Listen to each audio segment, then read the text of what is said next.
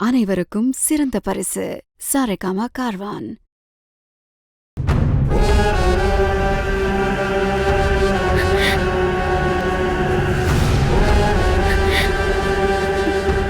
வெண்மையை செல்லும்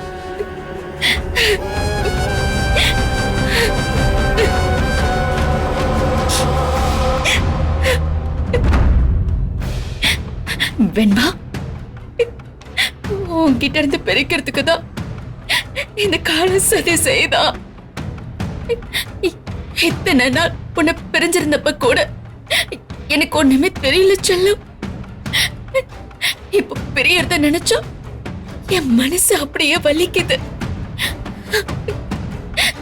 ஐயோ, நான் என்ன பண்ணுவேன்? உன்னை என்னால பிரிய முடியாது வெண்பா, பிரிய முடியாது. கடவுளே, என் புள்ள கிட்ட இருந்து என்ன பிரிச்சிடாத, உன்னை நான் கெஞ்சி கேக்குறேன். அக்கா, உன்னை யாரு பிரிச்சா? உன்னை போக விட்டுருவோமா? அப்படிலாம் நீ பயப்படாதக்கா. டாடா, ரேணுமாக்கு என்னாச்சு? ஏன் அழறாங்க?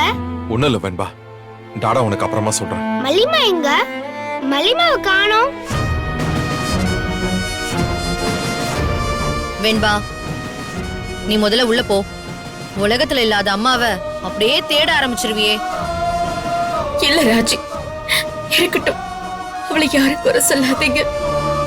அவளுக்கு நினைவு தெரிஞ்ச நாள்ல இருந்து மல்லியதான் அம்மாவா பாத்திருக்கா. அப்போ அவளை தானே அம்மாவா நினைப்பா. ஆனா குழந்தைய வளர்த்ததுல மல்லிய தப்பு சொல்லவே முடியாது. ரொம்ப பாசமா தான் வளர்த்திருக்கா. விஜயும் ரொம்ப அன்பு வச்சிருக்காரு, அதையும் நான் தப்பு சொல்ல முடியாது. மல்லி என்ன இங்க கூட்டிட்டு வந்தப்போ நல்லாதான் பாத்துக்கிட்ட மாதிரி தெரிஞ்சது. எனக்கு மனநல சரியில்லாம இருந்தாலும் யாரு கெட்டவங்க யாரு நல்லவங்கன்னு தெரியாமலாம் இல்ல. அவ என்ன நல்லாதான் பாத்துக்கிட்டான்.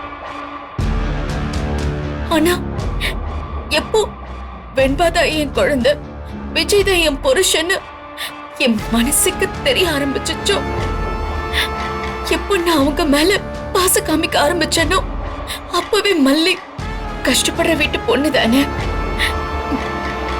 அவ வாழ்க்கையை நான் பறிச்சிருவேன்னு நினைச்சிட்டா. எல்லாரும் என்கிட்ட என்ன சொன்னீங்க? விஜய் மல்லிய கல்யாணம் பண்ணிட்டாருன்னு. நான் ஏதாவது கோச்சுக்கிட்டேனா என்ன? அவ இங்க இருக்க கூடாதுன்னு நான் பிரச்சனை பண்ணனா என்ன? சூழ்நிலை புரிஞ்சுக்கிட்டேன்ல. ஆனா ஆனா மல்லி என்ன பொறாமையாதான் பாத்திருக்கா. ஒரு இன்ஸ்பெக்டரை கூப்பிட்டு மிரட்டினதெல்லாம் அது பொறாமையால பண்ணதுதான். ஏதோ ஒண்ணு பண்ணி என்ன உங்ககிட்ட இருந்து துரத்தணும்னு நினைச்சிட்டா. அதுவும் கல்யாணத்தை நோக்கி எல்லாரும் போக ஆரம்பிச்சிட்டோம்ல, அவளோட பதட்டம் ஜாஸ்தி ஆயிடுச்சு. டிஎன்ஏ டெஸ்ட் அது இதுன்னு ஏதோ ஒண்ணு பண்ணி இந்த கல்யாணத்தை நிறுத்தணும்னு முடிவு பண்ணிட்டா. எல்லாரும் கல்யாணம் கல்யாணம்னு சொன்னதில்ல, எனக்கு வேற அந்த கல்யாணத்தை மேல ஆசை வந்துருச்சு. எல்லா பொண்ணுங்க மாதிரியும் கழுத்துல தாலியோட நானும் கௌரவமா வாழணும்னு ஆசைப்பட ஆரம்பிச்சிட்டேன். கழுத்துல விஜய் கட்டின தாலியோட என் பொண்ணோட நின்னு இவர்தான் என் புருஷன், இதுதான் என் குழந்தை, இதுதான் என் வாழ்க்கைன்னு இந்த உலகத்துக்கு சொல்லணும்னு ஆசைப்பட்டேன். ரொம்ப கனவு கண்டுட்டேன். விஜய், இப்போ இந்த கல்யாணத்தை நிறுத்திடுவீங்களா? சொல்லுங்க விஜய். ரேணுகா, நான் உன்னை அப்படி கைவிட்டுற மாட்டேன். நீ அழாத.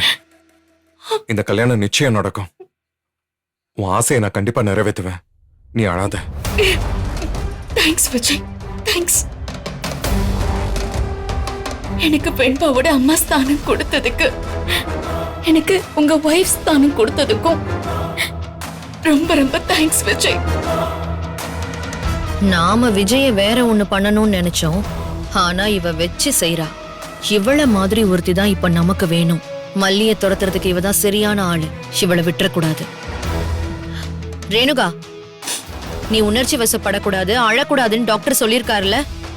இத பாரு, நீ நினைச்சபடி கல்யாணம் நடக்கும். அதுல எந்த சேஞ்சஸும் இல்ல. ஹே மல்லி, நீயாடி எனக்கு போட்டி? நான் நின்னு ஆட ஆரம்பிச்சேன்னு வச்சுக்க, நீ எல்லாம் தாங்க மாட்ட.